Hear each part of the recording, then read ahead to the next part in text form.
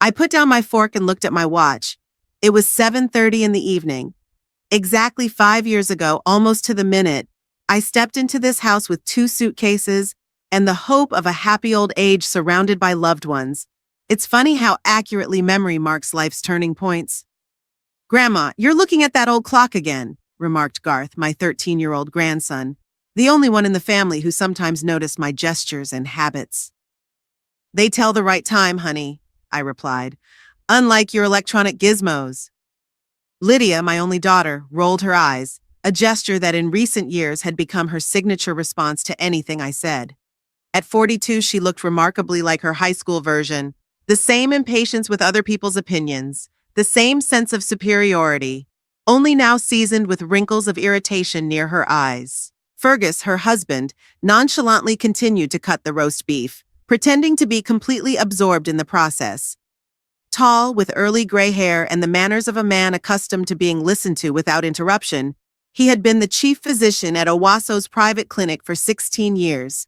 In the city, he was respected. At home, they feared his silence more than his shouting. "Mom, would you mind not starting?" Lydia said with that special tone that comes from people talking to very young children or very old people. "It's been a hard day today." "I didn't start," I objected softly, putting some salad on. "I was just answering Garth." Cassandra, my 16-year-old granddaughter, didn't take her eyes off the phone under the table.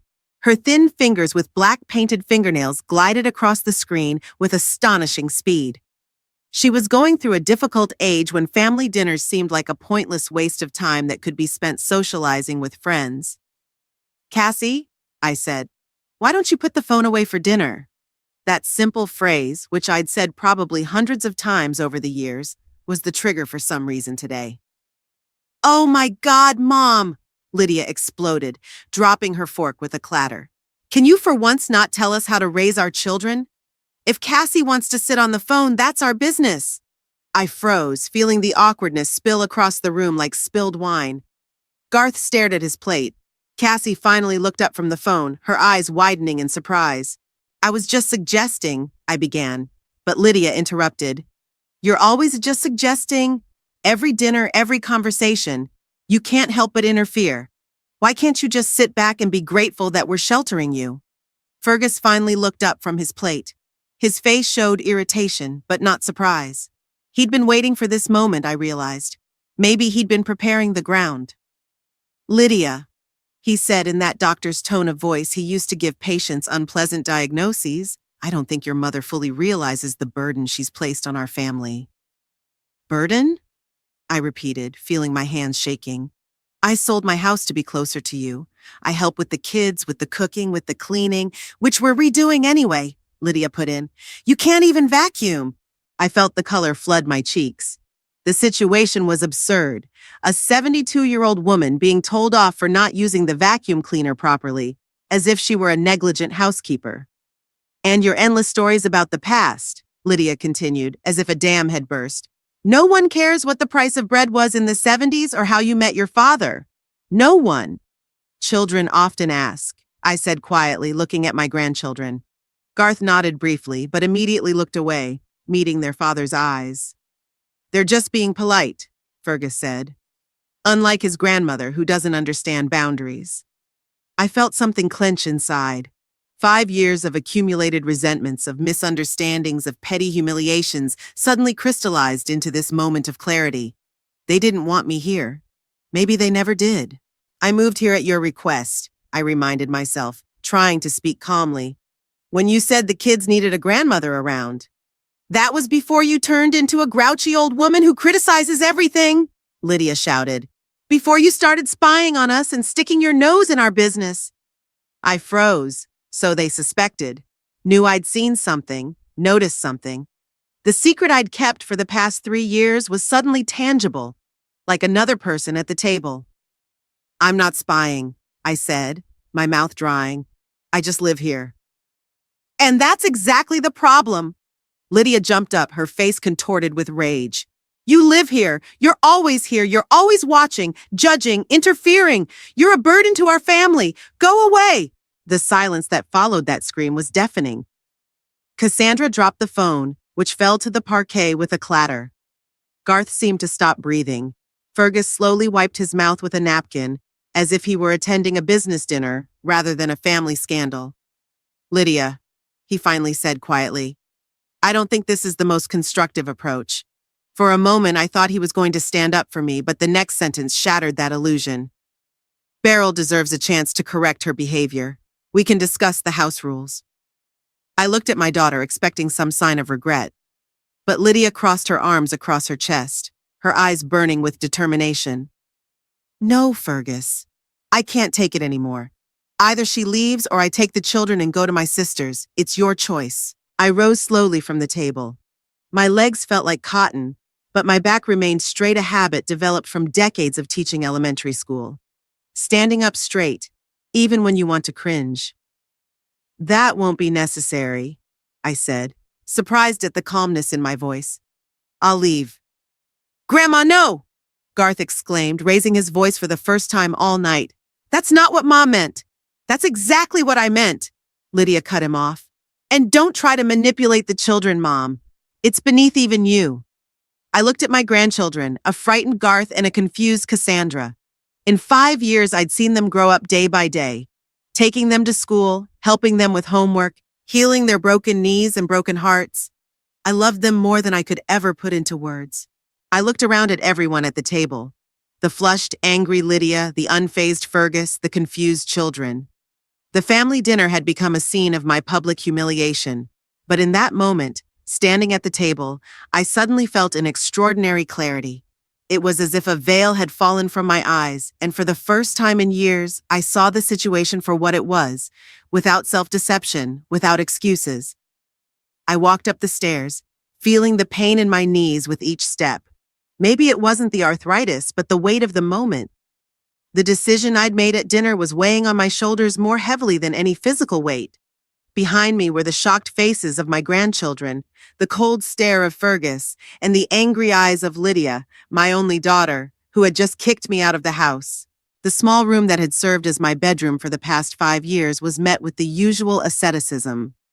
A narrow bed, an old dresser, a desk I'd brought from my home, the only thing I'd insisted on when I moved in. It was the desk where I used to check my notebooks when I was still teaching elementary school, where I used to write letters to my husband when he was away on business trips. Now it was just a picture of Garth and Cassandra, taken 3 years ago at Christmas, before adolescents had made their smiles rare. I pulled a suitcase out from under the bed, the same one I'd come here with 5 years ago. I remember Lydia calling me after my father died, telling me the kids needed a grandmother nearby, that the big house was too empty for me alone, that Owasso had the best schools for Garth and Cassandra. I sold the house I'd lived in for 40 years, left friends, a familiar life, all to be near the only family I had left. The first year was almost idyllic. I helped with the kids, cooked on weekends, told stories about what Lydia was like as a child. Fergus was polite, if not cordial. The children, not yet shackled by adolescent alienation, genuinely enjoyed my presence. We often played board games. I helped them with their homework, read books before bed. And then something changed. Unnoticeable at first, little remarks from Lydia about how I folded towels or chopped vegetables. Barely noticeable grimaces from Fergus when I told stories from the past. Gradually, the criticism became more and more overt. My space in the house was shrinking, physically and emotionally.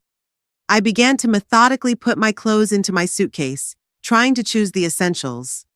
A light knock on the door interrupted my musings. Garth stood on the doorstep, his usually cheerful face contorted with worry. "Grandma," he said quietly, as if he was afraid his parents would hear him. "Are you really leaving?" "I am, dear," I replied, continuing to put things away. Sometimes adults need space from each other. But where are you going to go? It's almost 9 o'clock at night.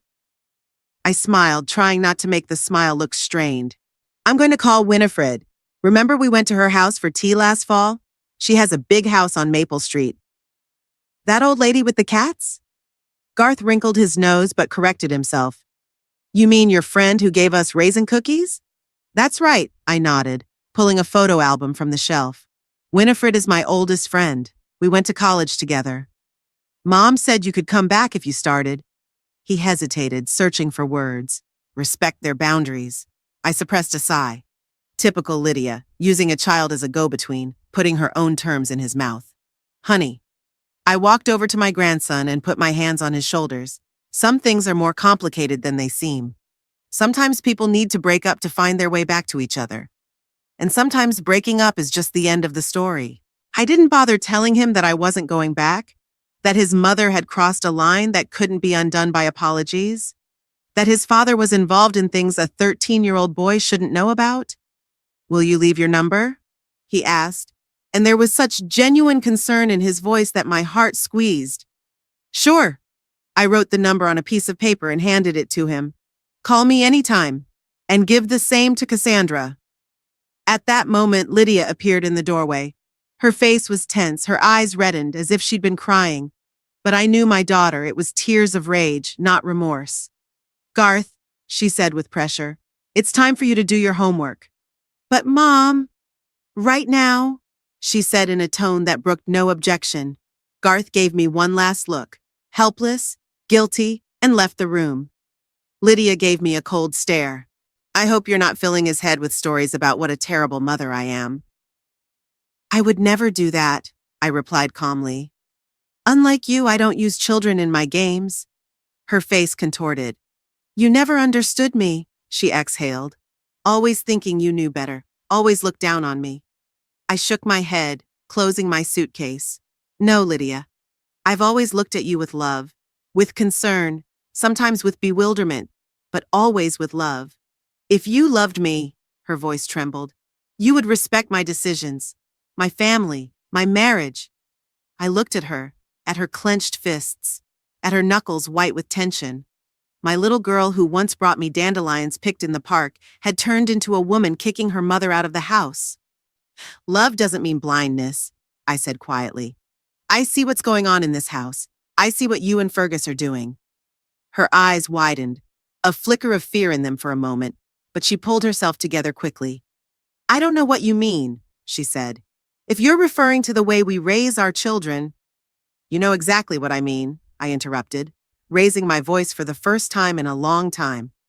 The fake reports, the hidden side effects, about you and Fergus putting people in danger for money and reputation. Lydia went pale. Her hand instinctively went to her throat, a gesture she'd done since childhood when she was afraid or nervous. You're delusional, she said, but her voice sounded uncertain. Old age fantasies.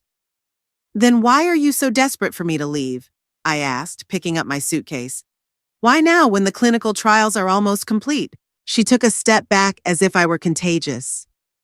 Get out, she whispered. Just get out of my house. I walked past her, feeling strangely calm. 5 years I'd lived in fear of losing the last link to my family. 5 years I'd kept quiet about what I knew.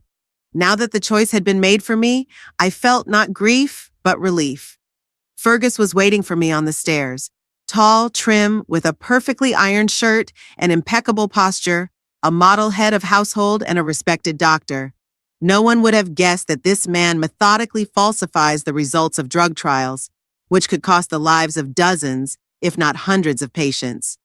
Let me help you with your suitcase, he said with fake politeness, extending his hand. I handed him the suitcase and started down the stairs, holding on to the railing.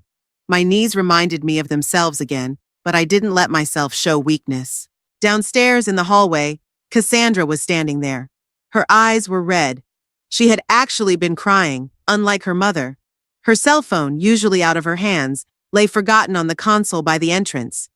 Grandma, she said softly, I'm going to miss you. I hugged her, breathing in the smell of the apple-scented shampoo she'd used since she was a little girl. I will too, sweetheart, but we'll see each other, I promise. Cassandra. Lydia's voice came from upstairs. Go to your room? But Mom! Now! Cassandra flinched, gave me one last glance, and slowly made her way up the stairs. I heard the door of her room slam upstairs. Fergus opened the front door and stepped out onto the porch. I followed him, looking back at the house I'd called my own for 5 years. The framed pictures on the walls, the vase of artificial flowers I'd bought last spring, the hook for my coat in the hallway, the small traces of my presence that would soon fade away as if I'd never been here. The evening air was cool, almost chilly. The beginning of October in Owasso was always unpredictable. It could be warm, almost summer-like during the day, and in the evening the temperature would drop, reminding me that winter was coming. I wished I'd brought my coat. It was left hanging in the hallway, and it seemed humiliating to go back for it. Fergus didn't stop on the porch. He walked down the path to the gate, opened it, and stepped out onto the sidewalk. Then, with a sudden movement, he dropped my suitcase to the ground. Not threw it, but he didn't set it down neatly either. He was just getting rid of a burden he'd had enough of. "I called a cab," he said, looking over my head. "It'll be here in 10 minutes. "Thank you," I said, surprised at my own calm. "That's very thoughtful of you." He grimaced at the sarcasm, but didn't say anything. We stood across from each other, an old woman and a man in the prime of life, mother-in-law and son-in-law, two people who had never really understood each other. "You know, Fergus," I said at last, "when Lydia brought you to meet me, I thought she'd made a good choice. Successful, educated, from a good family. You seem so grounded, so reliable." He tensed as if expecting a blow. "But the years have shown that first impressions are deceptive," I continued. "Beneath the mask of respectability lies a man willing to risk his patients' lives for profit." "I don't know what you're talking about," he said, but there was a twinkle of concern in his eyes. "I'm talking about the ART 43 clinical trials," I said calmly. "The falsified reports where you and Lydia forgot to mention the serious side effects in 20% of the patients." Fergus turned pale. His face looked like a wax mask in the streetlight. "These are absurd accusations," he said, lowering his voice and glancing around at the neighboring houses. "You have no proof." "Do I?" I raised an eyebrow. "What about copies of the original reports I made 3 years ago? Or the recording of your conversation with the pharmaceutical company rep where you explicitly talk about withholding data?" It was a bluff. I didn't have a recording, although I did hear that conversation while standing outside the half-open office door. But Fergus couldn't know for sure. His face contorted with a mixture of fear and rage. "You've been spying on me? In my own house?" "I accidentally witnessed it," I corrected. And then I started paying attention. It's hard not to when something's wrong. Fergus took a step forward, his fists clenched. For a moment I was afraid he was going to hit me, but he stopped, pulling himself together with a visible effort. "What do you want?" He gritted his teeth. "Money!" I laughed bitterly. "You still don't get it, Fergus. I'm not a blackmailer. I'm a mother who worries about her daughter and a grandmother who doesn't want her grandchildren to grow up in a family of criminals." "Then why didn't you say anything for 3 years?" He narrowed his eyes. "If you're so principled..." I looked away. It was a question I'd asked myself countless times. "Because I was afraid of losing my family," I answered honestly. "Because I hoped you'd come to your senses. Because I'd convinced myself that the side effects weren't serious enough to risk Lydia and the children's well-being." I looked him straight in the eye. "But today, you and Lydia made a decision for me. Kicked me out of the family I was so afraid of losing. And now I have nothing to lose, Fergus. No more secrets, no more silence." At that moment, a cab pulled up to the sidewalk. The driver, a young man with a tired face, rolled down his window. "Mrs. Sangwain?" he asked. "A ride to the Riverview Hotel?" "Yes," I answered, not taking my eyes off Fergus. "That's me." The driver got out to help with the suitcase. Fergus stood still, his face a mask of shock and rage. "You wouldn't dare," he whispered. "Think of Lydia, of the children." "They're all I think about," I replied, opening the cab door. For 5 years I'd kept quiet for their sake, but sometimes silence hurts more than the truth. I got into the car and closed the door. Through the glass I saw Fergus standing on the sidewalk, his tall figure tense, his fists clenched. Our gazes met for a moment, and I saw something in his eyes that I'd never noticed before: fear. Not for me, not for the patients who might suffer from his machinations, but for himself. The cab pulled away, taking me away from the house I'd lived in for 5 years, from the daughter who'd rejected me, from the grandchildren I loved more than life. But in that moment, I didn't feel exiled. For the first time in a long time, I felt free. Free from fear, from silent complicity, from compromising my conscience. The phone rang in my purse. Lydia's number. I didn't answer it.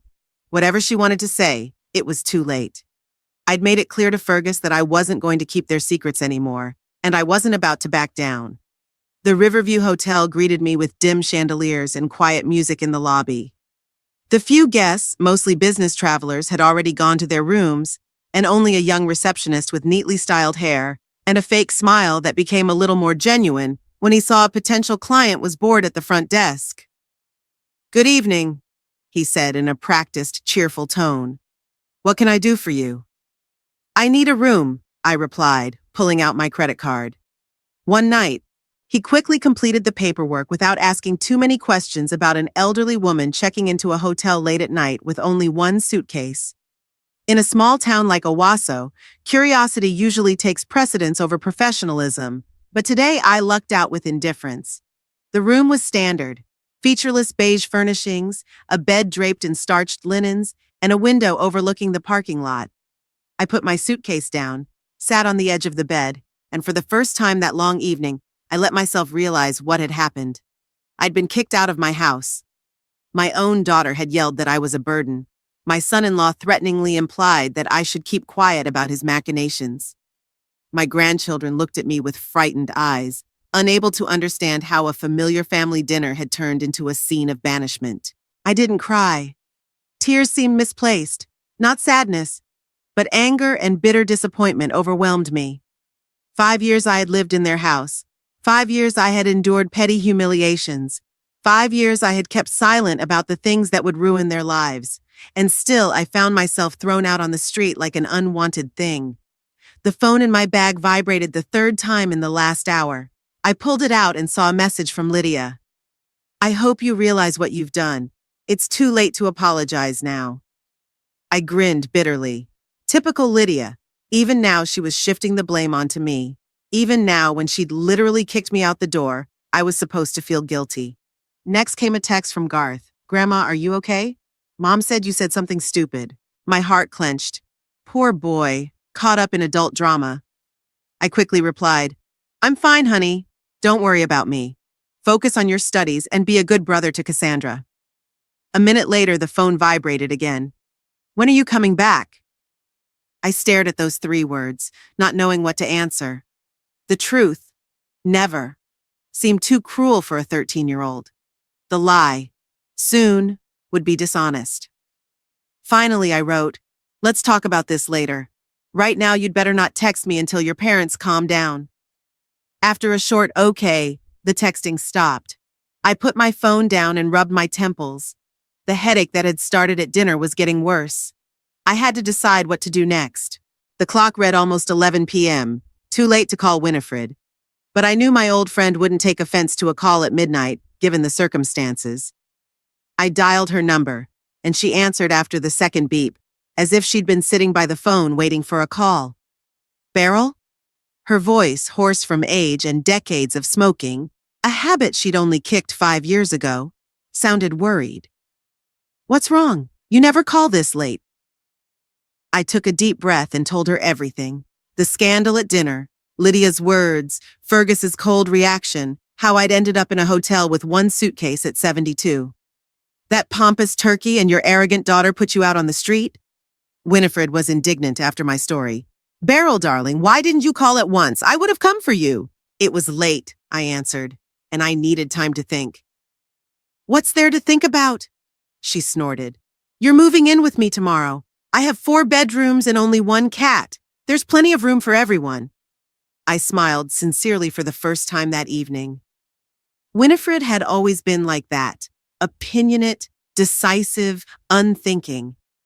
That's why I'd loved her ever since I'd met her on the first day of college, almost 50 years ago. "Are you sure?" I asked. "This could be a long time coming." "I hope it's forever," she cut off. "I've been asking you to move in with me for 3 years now, instead of serving that ungrateful family. You finally made the right decision, albeit forced." We agreed that she would pick me up at the hotel at 10 in the morning. After the conversation, I felt the tension release a little. At least I had a plan for tomorrow and a roof over my head for the foreseeable future. I took a shower, trying to wash away not so much the physical fatigue, but the emotional sludge of the day. Lying in the unfamiliar bed, I couldn't sleep for a long time, replaying the events of the evening over and over in my head, imagining alternate scenarios where I said something different, where Lydia didn't explode, where Fergus stood up for me. But the reality was this. My own daughter had kicked me out of the house, and now I was to start a new life at 72. The morning greeted me with sunlight streaming through the loose curtains and the sound of cars pulling up to the hotel. I'd slept longer than usual, almost 9 o'clock, but I still felt wrecked. My headache had subsided, but it was replaced by a feeling of emptiness and unreality. I packed my things, went down to the lobby, and paid for my room. Then I went outside and sat on a bench in front of the hotel, enjoying the October sun. Owasso looked peaceful and sleepy, a small town where everyone knows everyone else, where news spreads at the speed of wildfire, where reputations are built over decades and destroyed in a single day. At exactly 10 o'clock, Winifred's silver Volvo pulled up to the hotel, the car she'd affectionately called my latest folly after she'd bought it for her 70th birthday, ignoring her son's exhortations that at her age it was time to stop driving. Winifred got out of the car, a tall, statuesque woman with short gray hair and bright lipstick on her lips. The years had hardly bent her back, though the wrinkles on her face had deepened and her gait was less springy. At 75, she still looked like a woman best not argued with. "Beryl!" She opened her arms and I stepped gratefully into them. "My dear, how angry I am with your daughter. Don't waste your energy on it," I smiled tiredly. "What's done is done." She snorted but didn't argue. Instead, she picked up my suitcase and headed toward the trunk. "I have the blue room ready for you," she said as we pulled into the driveway. "The one that faces the garden. Remember how you always said it was the most beautiful room in the house?" I nodded, feeling a lump in my throat. Winifred wasn't just offering me a roof over my head, she was trying to make me happy in this new reality. "Thank you," I said softly, "for everything." She gave me a quick look of understanding and sympathy. "There's nothing to thank, sweetheart.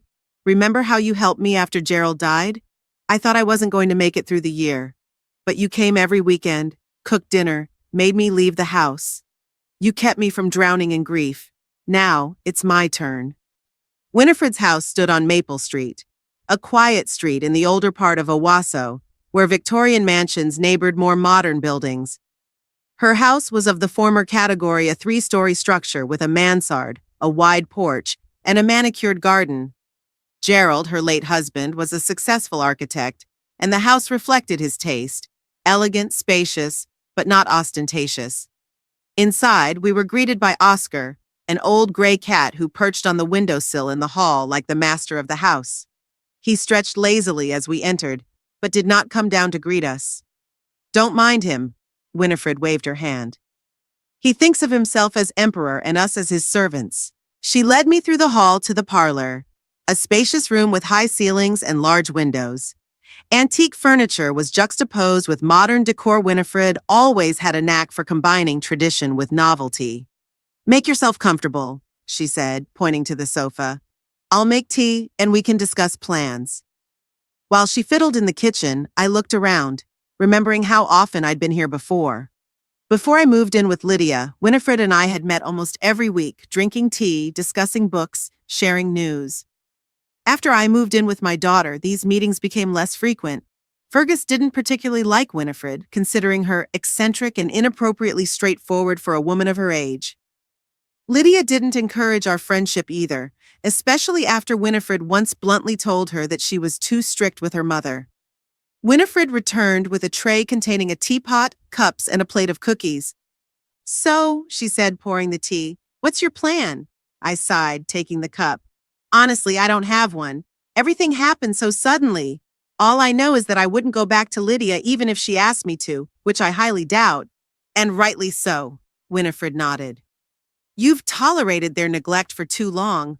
But that's not what I mean. What are you going to do with what you know about your brother-in-law's machinations?" I tensed up.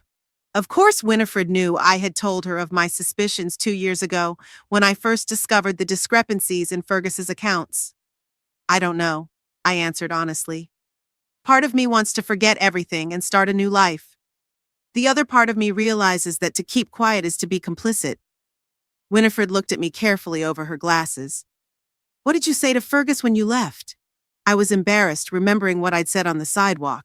He, hinted that I wouldn't keep their secrets anymore. Hinted? She raised an eyebrow. Or did she say it outright? More like the latter, I admitted. I was angry and disappointed. Then you have no choice. Winifred set the cup down firmly on the table. If you told Fergus that, he's not going to sit idly by. He'll try to discredit you before you can speak. Tell everyone you have dementia, that you're avenging your exile, that you've always hated him. You have to act first. I knew she was right. Fergus isn't the type to let threats go unheeded, especially one this serious. But what if I'm wrong? I asked, voicing the fear that had long kept me from acting. What if I misinterpreted what I saw? Beryl, Winifred covered my hand with hers. You're a former math teacher. You spent 30 years working with numbers. If you say there are discrepancies in the reports, then there are discrepancies.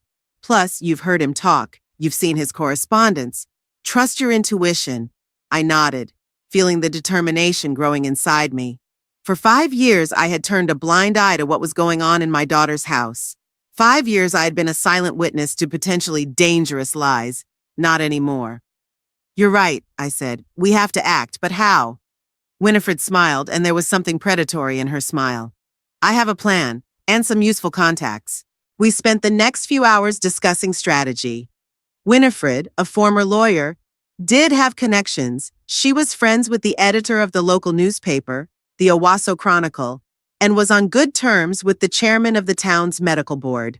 Plus, her son, Marcus, worked at a law firm in a neighboring town and could provide professional advice. After lunch, Winifred showed me to my room, a spacious room with a large bed, a desk by the window, and a private bathroom. The windows overlooked the garden, where, even in October, the last of the roses were still blooming. Make yourself comfortable, she said, leaving me alone. Get some rest. Tonight we'll continue planning your revenge. It's not revenge, Winnie. I shook my head. It's justice. She winked at me and walked out, closing the door quietly. When I was alone, I unpacked my suitcase, hung my clothes in the closet, arranged the few personal items I had. Then I sat at the window, looking out over Winifred's garden and reflecting on the turn my life had taken.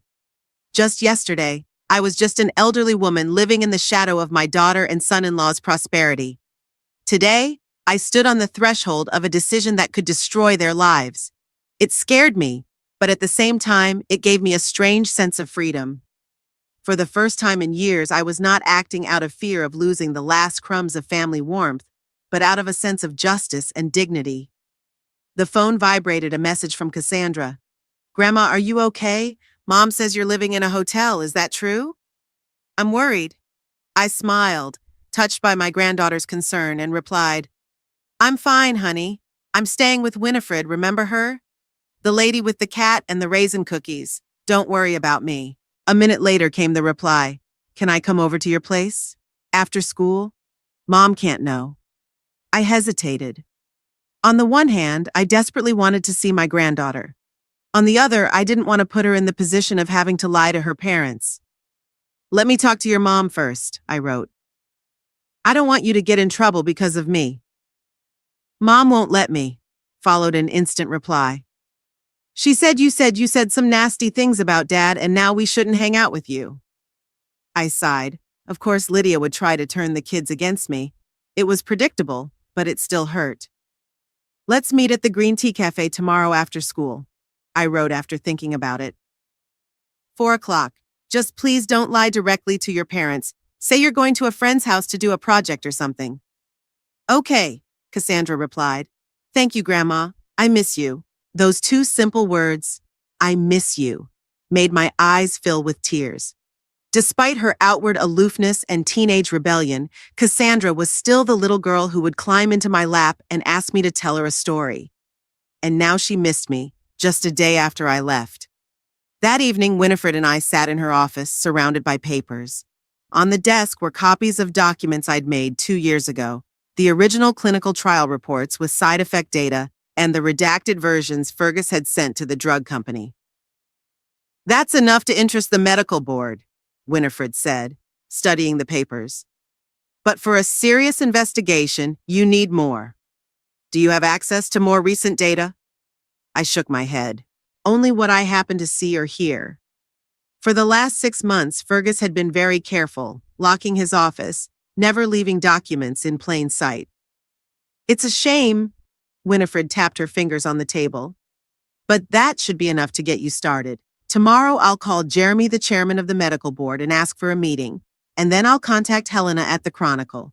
She loves breaking stories." "Are you sure it's a good idea to involve the press?" I asked hesitantly. "It could hurt the children," Winifred sighed. "Beryl, darling, you're too kind. But think about it. If your brother-in-law is really falsifying data about the side effects of a drug that's about to go on the market, we're talking about people's health and even lives. This isn't a domestic dispute, it's a crime." I knew she was right. Silence in this case made me an accomplice. But the thought of being the cause of a public scandal that would affect my grandchildren was almost physically painful. "Let's try the official route first," I suggested. "A medical board, perhaps a pharmaceutical company. If that doesn't work, then we'll go to the press." Winifred nodded, though it was clear she would have preferred a more aggressive approach. "All right, but don't forget, Fergus won't sit idly by. Once he realizes you're really going to expose the truth, he's going to start defending himself. And defenses can get very messy." I remembered Fergus's cold stare as he set my suitcase on the sidewalk. His words that I should think about Lydia and the kids, his almost threatening tone. "I understand the risk," I said quietly, "but I couldn't stay silent any longer, not after they broke off our relationship on their own." Winifred smiled and squeezed my hand. "I'm proud of you, Beryl. I always knew that underneath that soft shell there was a core of steel." We spent another hour discussing the details of the plan. Then Winifred left to call her son, and I stayed in my office, going through documents and remembering everything I'd seen and heard over the past 3 years. The side effects Fergus was hiding were serious, ranging from liver problems to neurological symptoms. About 20% of patients taking ART-43 developed these complications, but reports sent to the drug company reduced that figure to 3%. "Statistical error," as Fergus once said in a phone conversation with a colleague. I remembered the first time I came across these documents, looking for Fergus's lost cufflink in his office.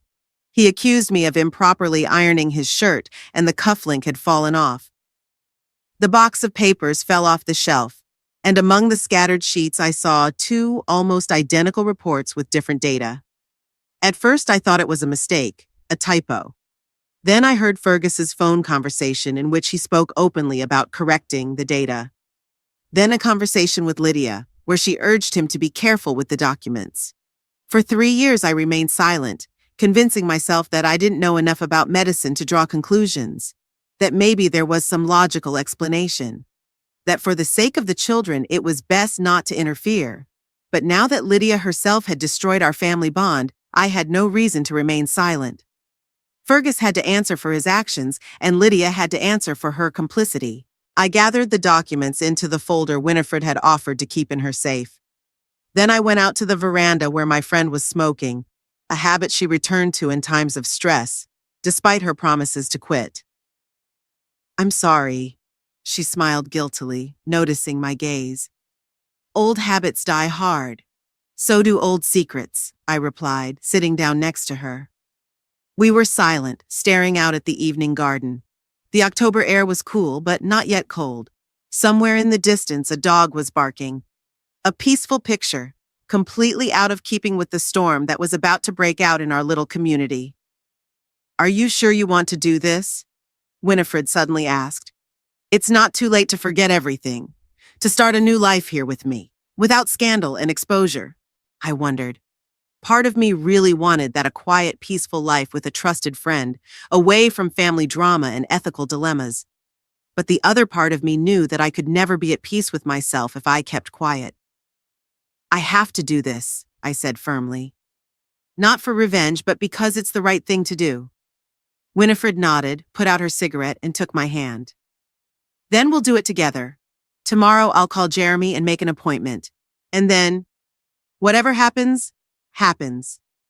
I sat in Winifred's kitchen, sipping my morning coffee and looking out the garden through the big window. Oscar, my friend's cat, was nestled in a nearby chair and lazily washing his face.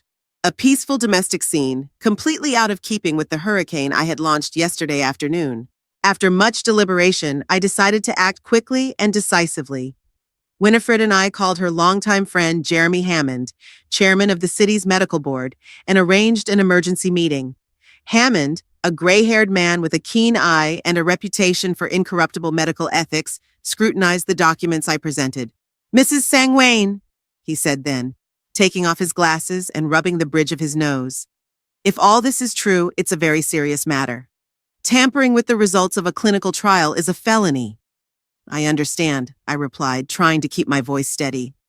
"That's why I came to you. Do you realize that this will ruin your son-in-law's career and possibly affect your whole family?" I nodded, feeling the weight of the decision with my whole being. "But if we don't stop him now, people will suffer. The side effects he's hiding could have permanent health consequences." Hammond looked at me for a long moment, as if assessing my resolve, then nodded. "I will initiate an investigation immediately. Please be prepared to give formal testimony." After that, things spun with incredible speed. The medical board contacted the pharmaceutical company for which Fergus worked. At the same time, Winifred contacted the editor of the local newspaper, not for publication, but so that journalists would be ready when the scandal broke.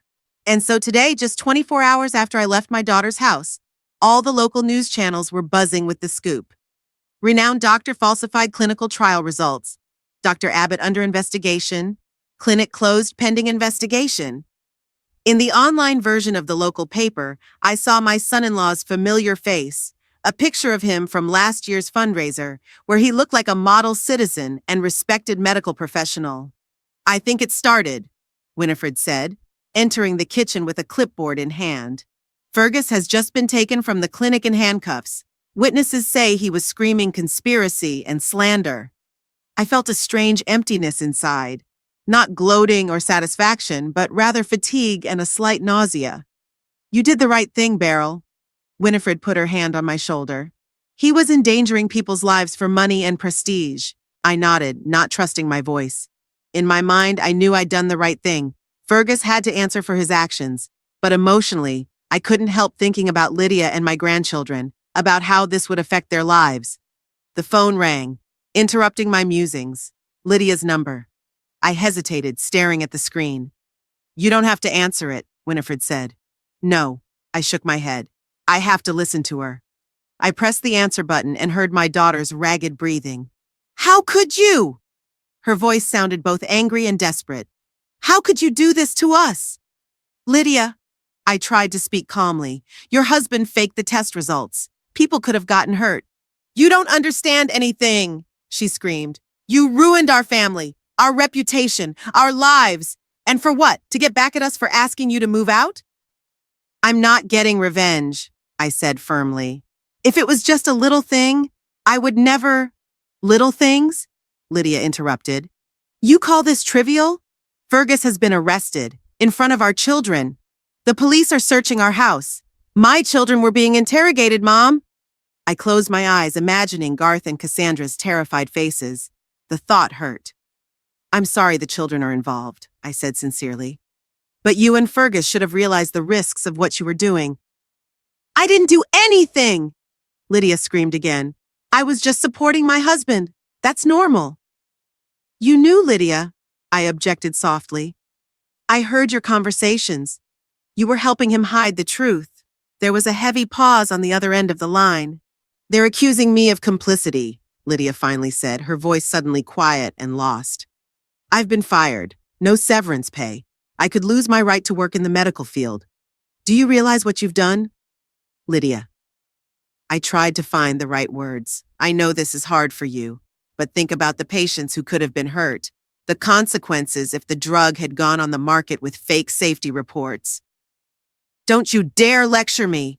My daughter's voice is back to a harsh tone. "You betrayed your family, your own daughter. That is unforgivable. And you kicked your mother out of the house. I said quietly. I think we're even. Lydia exhaled sharply as if I'd hit her.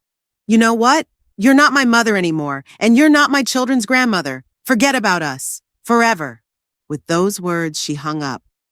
I slowly set the phone down on the table, feeling strangely numb. Somewhere deep inside, I hoped Lydia would show some remorse, realize the seriousness of what she and Fergus had done. But all she saw was betrayal on my part, and she didn't realize her own guilt. She's in shock, Winifred said softly, setting a fresh cup of coffee in front of me. Give her time to realize what's happened. I shook my head. No, Winnie. She'll never forgive me. And I'm not sure I can forgive her. That's when Winifred's phone rang. She picked it up, listened to the person on the line, and turned to me. This is Elena from the Chronicle. She wants to interview you as a whistleblower. No, I shook my head firmly. No interviews. I did what I had to do, but I don't want publicity. Winifred handed over my refusal and hung up. I understand, she said, but know that you're a hero to a lot of people right now. Not everyone has the strength to do what you did. I grinned bitterly. A hero? I doubt Garth and Cassandra think so. As if in response to my words, the phone rang again. This time the number was unknown. I answered it cautiously. Grandma? Cassandra's voice sounded muffled, like she was whispering. Is that you? Yes, sweetheart. I felt my heart clench. Are you okay? I don't know, she answered honestly. Everything here is weird. Dad's been taken away by the police. Mom's crying and screaming. Garth has locked himself in his room and won't come out. I'm so sorry you're going through this, I said, barely holding back tears. It's not your and your brother's fault. Is that true? Cassandra asked suddenly. What they say about Dad? That he falsified some medical reports? I hesitated, not knowing how to answer a 16-year-old girl with a question like that. Yes, I finally said. I had proof, and I took it to the medical board. Is that why you left us? I could hear the confusion in her voice. Because of Daddy's job? No, honey. I left because your mom asked me to leave. Do you remember that night at dinner? I do, Cassandra answered quietly. She was yelling at you, but I thought you two would make up. Sometimes adults can't make up, I said softly. But that doesn't mean I stopped loving you and Garth. There was a pause on the other end of the line, and then Cassandra spoke even quieter. Mom says you betrayed our family, that you always hated Dad and wanted to hurt him. I sighed. Of course Lydia would try to turn the children against me. I never wanted to hurt your father, I said firmly. But what he was doing was wrong and dangerous. Sometimes you have to make hard choices to do the right thing. I have to go, Cassandra whispered suddenly. Mom's coming. I'll call later if I can. The connection ended, leaving me with a heavy heart and a lot of unspoken words. The day went on and the news got more dramatic. The Fergus Clinic was temporarily closed, with all patients being diverted to other medical facilities. The pharmaceutical company issued a press release denying any ties to the rogue researcher and promising full cooperation with the investigation. By late afternoon, local TV stations were blazing headlines about the medical scandal of the year. The news showed the Fergus Clinic with sealed doors, comments from shocked colleagues, and even a short interview with a patient who participated in the trials and now threatened a lawsuit. They're saying the first patients are already suing, Winifred said, switching channels. And this is just the beginning. I nodded silently, watching the reputation Fergus had spent years building crumble. His face on the screen looked gaunt and aged as the police led him out of the courthouse after his arraignment. Strange, I said, looking at the screen. I've known this man for 16 years, lived under the same roof with him for 5 years, and I still can't say I really knew him. People are good at hiding their true natures, Winifred said philosophically, especially from those around them. In the evening, Garth called. Unlike his sister, he didn't whisper and didn't hide. He spoke directly and sharply, with a hardness uncharacteristic of a 13-year-old boy. Why didn't you tell me the truth? He asked without greeting. When I wrote to you yesterday, you could have warned me. Warned of what, Garth? I asked cautiously. That you were going to turn Dad into the police. There was resentment in his voice. I looked like a complete idiot at school. Everyone already knew and I didn't. My heart ached. I hadn't thought about how the news would affect the kids at school, how quickly gossip would spread in a small town. I'm sorry, Garth, I said sincerely. I didn't want you to find out like this. The guys are saying that Dad's a criminal. His voice trembled. That he's going to jail. Is that true? I didn't know what to say. I didn't want to lie, but the truth seemed too cruel for a 13-year-old boy. Your dad made a mistake, I said carefully. A big mistake. And now he's going to have to take responsibility for his actions. But no matter what happens, he's still your father, and he loves you. If he loved me, Garth said bitterly, he wouldn't do things that could get him locked up. This phrase, spoken in a child's voice, struck me with its unchildlike wisdom. Garth understood more than I realized. Adults make mistakes too, honey, I said quietly. Sometimes very serious ones. How's Mom? He asked suddenly. Had she made a mistake too? I hesitated. I didn't want to turn my grandson against his mother, but I couldn't lie. Your mom knew what Dad was doing, I said finally, and she helped him hide it. But I'm sure she loves you and Cassandra more than anything. Then why does she scream all the time? Tears welled up in his voice. Why says such horrible things about you? Why did she make you leave? She's scared, Garth, I answered softly. When people are scared, they often say and do things they regret. Mom says you betrayed the family, he said after a pause. That you always hated Daddy and wanted to destroy us. The same words Cassandra had said. Lydia was clearly trying to indoctrinate the children into a certain version of events. That's not true, I said firmly. I never wanted to destroy your family. I loved you all, including your father. But sometimes you have to choose between family and what's right. And you chose the right thing? Garth asked with unchildlike seriousness. Yes, I answered quietly. I hope that someday you'll realize that. I sat still for a long time after I'd talked to Garth, staring out the window at the darkening sky. Winifred tactfully left me alone, realizing that I needed time to digest what had happened. Late that night, as we sat in the living room sipping herbal tea, Winifred's home phone rang. She answered, listened to the caller, threw me a worried look and said, Of course she is here. But Lydia, I don't think this is the right time. I put out my hand for the receiver. Winifred reluctantly handed it to me. Are you satisfied? Lydia's voice sounded hoarse, as if she had been screaming or crying for a long time. Did you get what you wanted? Lydia, I said tiredly. I didn't mean to hurt anyone, especially the children. It's too late to think about children, she shouted. You've already ruined everything. Fergus is under house arrest. He's out on bail, but he's not allowed to leave town. The clinic is closed. I've been fired. Our accounts are frozen. How are we going to live? Have you thought about that? You have an education, I reminded you. You can get another job, and you have a house. A house? Lydia laughed bitterly. What house are you talking about? Do you have any idea what's going on in the city? Everyone is talking about us. Neighbors have stopped saying hello. Friends won't return our calls. Peggy Thornton, my best friend from college, just canceled our meeting. Said she was uncomfortable socializing in the current situation. 15 years of friendship, and just like that, I sighed. Social isolation is another consequence I hadn't thought of. I'm sorry for what happened, I said sincerely. But you and Fergus made a choice when you decided to fake the test results. I didn't fake anything, Lydia screamed. I was just helping my husband. Complicity is also a crime, I reminded her gently. And you, my own mother, will testify against me? There was disbelief in her voice. I hesitated. It was one thing to hand over documents about Fergus's machinations, and quite another to testify against my daughter in person.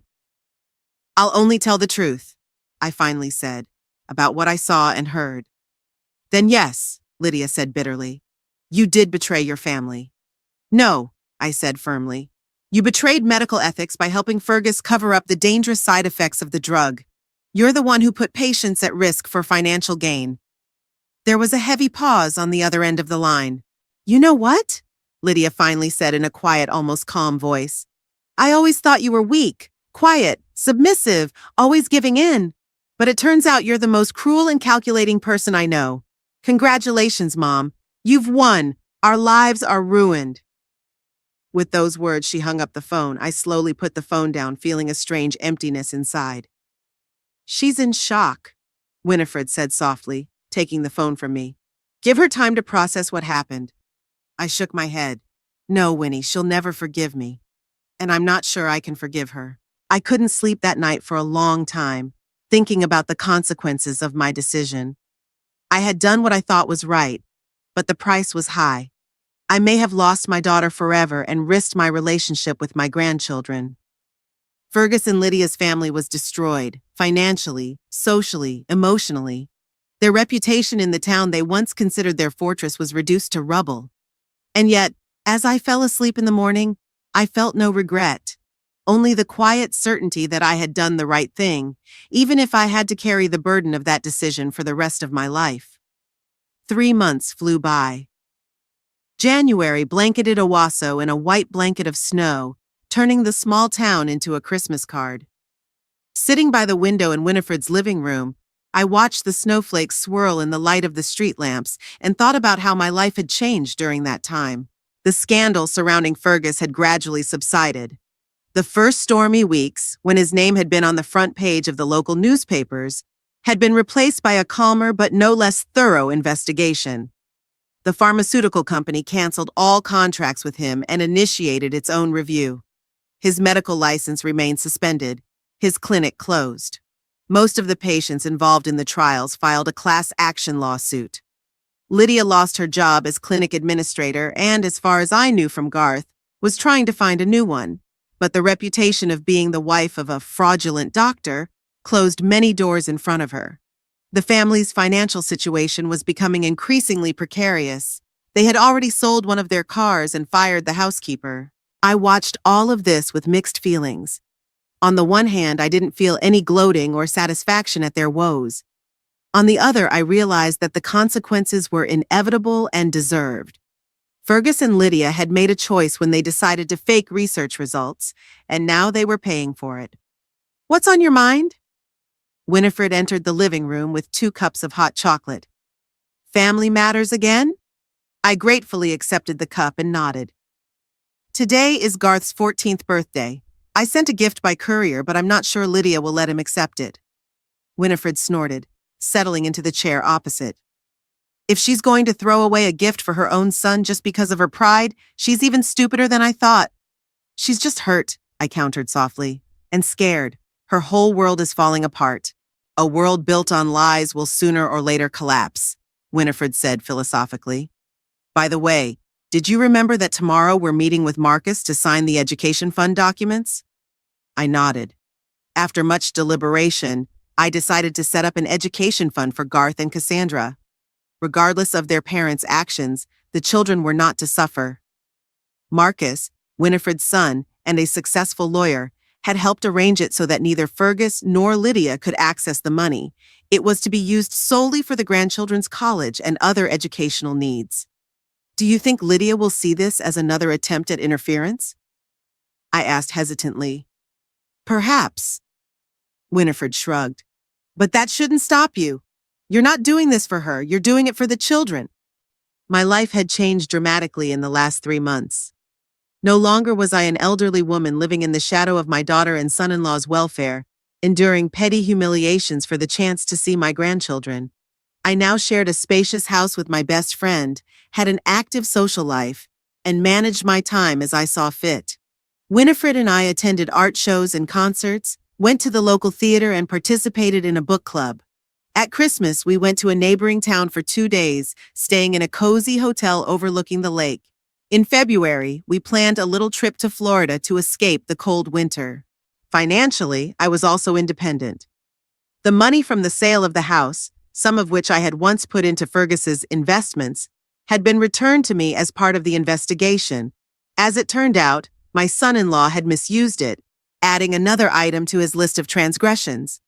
Now these funds, along with my retirement savings, allowed me to live a decent life and not worry about the future. But despite all the positive changes, there was still a wound in my heart, the separation from my daughter and limited communication with my grandchildren.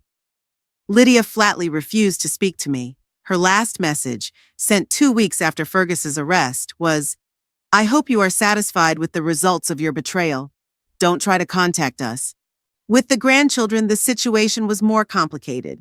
Cassandra, always more cautious and prone to compromise, communicated with me rarely and surreptitiously.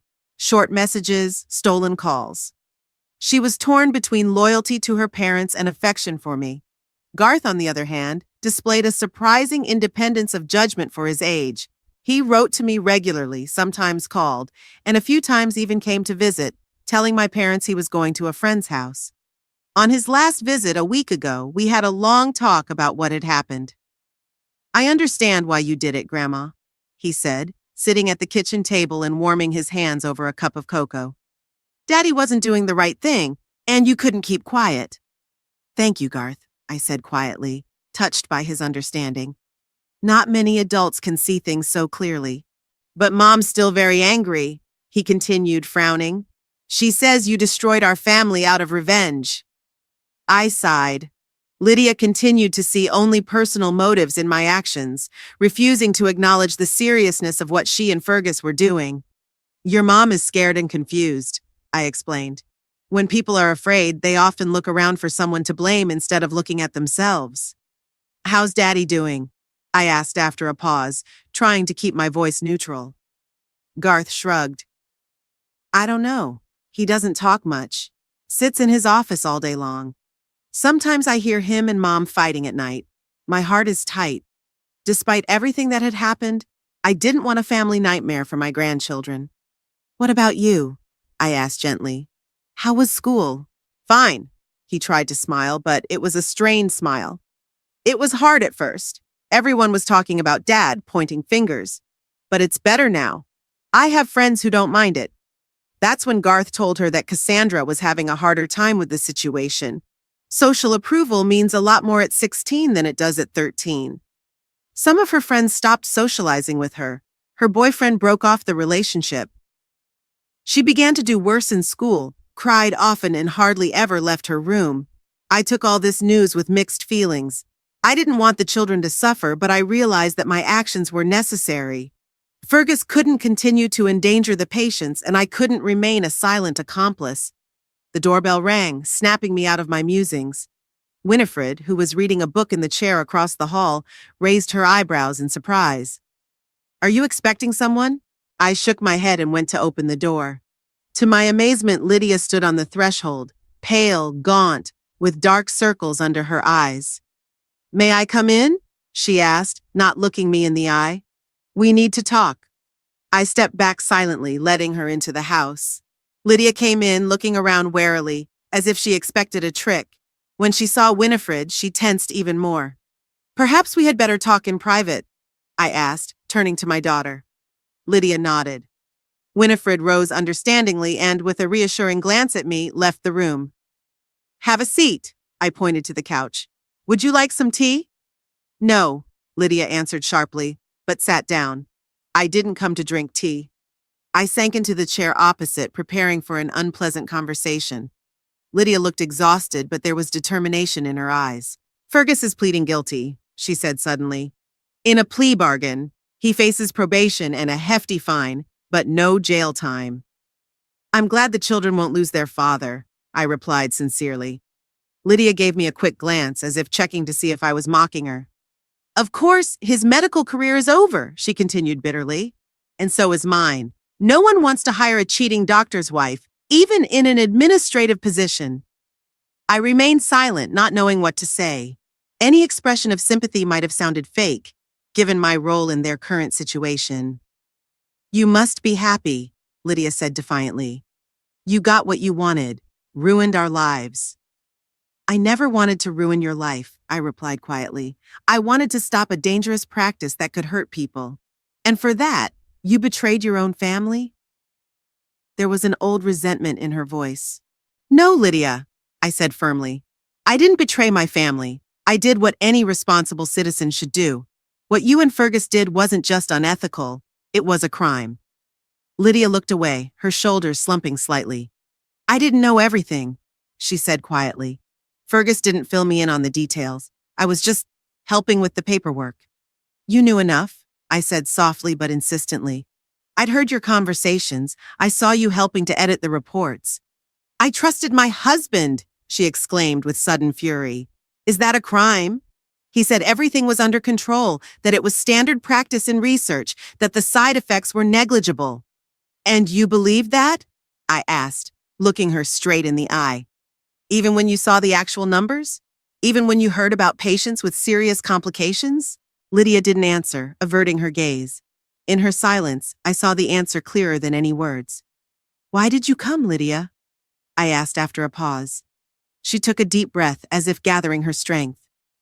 Garth wants to live with you, she said at last. He said so yesterday. He said that if we didn't let him see you, he'd still sneak over. I was stunned. Yes, Garth had shown affection for me, but I'd never imagined he'd take such a step. He's just a kid, I said carefully. Maybe it's just an emotional reaction to stress. No, Lydia shook her head. He's serious.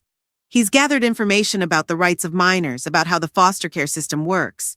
He'd even found some legal precedents for children his age being able to choose who they wanted to live with. I was impressed with my grandson's determination and entrepreneurship. What do you want me to do? I asked.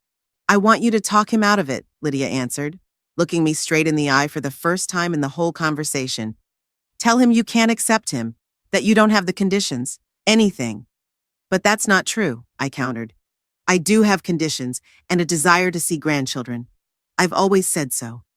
So you want to take my son away from me too? There was desperation in her voice. Not only have you ruined our reputation, our career, our financial situation, now you want to take our children? I don't want to take anyone away, Lydia, I said firmly. But I won't lie to Garth. If he wants to see me, I'm happy to. If he wants to stay with me for a while, I won't say no. But the decision must be his, not mine or yours. Lydia covered her face with her hands. For a moment I thought she was going to cry. But when she lowered her hands, her eyes were dry. I've lost everything, she said quietly. My job, my reputation, my respect. Fergus. He's no longer the man I married. He's broken. Angry. Cassandra's withdrawn. Barely speaks. And now Garth wants to leave. For the first time in the whole conversation, I felt a prick of sympathy. Despite everything that had happened between us, Lydia was still my daughter, and it hurt to see her suffering. Maybe we should consider a compromise. I suggested it. Garth could spend weekends or a few days a week at my place. That would give him the space he needs, but he would remain part of your family. Lydia looked up at me tiredly. Do you really think that would work? I don't know, I answered honestly. But it's worth a try, for Garth's sake. She nodded slowly, as if every movement required effort. Good! Have him come for the weekend. We'll see how it works. I felt relieved, not a complete victory, but a step in the right direction. And Cassandra? I asked cautiously. She could come too if she wanted to. Cassandra's going through a difficult time, Lydia answered evasively. Give her time. I nodded, realizing I shouldn't push. The important thing was that the door to communicating with my grandchildren was now ajar. There's something else, Lydia said, rising. I heard that you are creating an educational foundation for children. Yes, I confirmed. Regardless of our relationship, I want to ensure their future. Thank you, she said quietly, the word clearly difficult to say. Given our current financial situation, this will help. I nodded, not wanting to emphasize her gratitude, which was clearly worth the effort. I'll go, Lydia said, heading for the door. Can Garth come this Friday? Of course, I replied. I'll be waiting for him. When the door closed behind her, I stood in the hallway for a long time, digesting what had happened. Winifred came over quietly and put her hand on my shoulder. How did it go? Better than I expected, I answered honestly. Garth will be coming in on weekends. Maybe eventually Cassandra will too. That's good, she nodded. Children shouldn't have to suffer because of their parents' mistakes. Yes, I agreed, but then added with a sad smile, though Lydia still thinks it's my fault, not her and Fergus's actions. She needs time, Winifred said philosophically. She might never fully admit her guilt, but in time her anger would subside. I nodded. realizing the wisdom of those words. A full reconciliation with her daughter would likely never happen. Too much had been said and done on both sides. But perhaps in time we could find a way to coexist, if only for the sake of the children. In the evening, sitting in my room looking out over the snow-covered garden, I reflected on the turn my life had taken. 3 months ago, I was an unwelcome guest in my daughter's house, enduring petty humiliations for the chance to see my grandchildren. Today, I am an independent woman, living life to the fullest, free from toxic relationships and silent complicity in other people's crimes. The price of this freedom was high: the separation from my daughter, the suffering of my grandchildren, the destruction of the family I loved despite everything. But I could not do otherwise.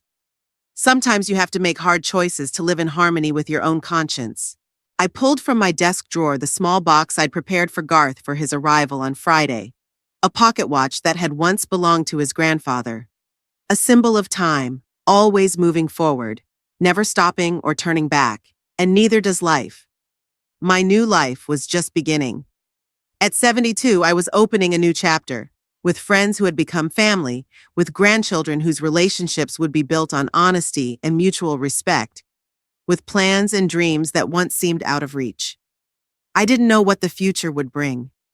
Perhaps in time Lydia would soften and find the strength to face the truth. Perhaps Cassandra would overcome her reticence and once again become the open, inquisitive girl I knew. Maybe Garth would find a balance between living with his parents and spending time with me. But even if none of that happened, I knew I had done the right thing. In a world where it's so easy to turn a blind eye to untruth, to choose comfort over truth, I found the strength to stand on the side of justice, even when it cost me the bonds of family.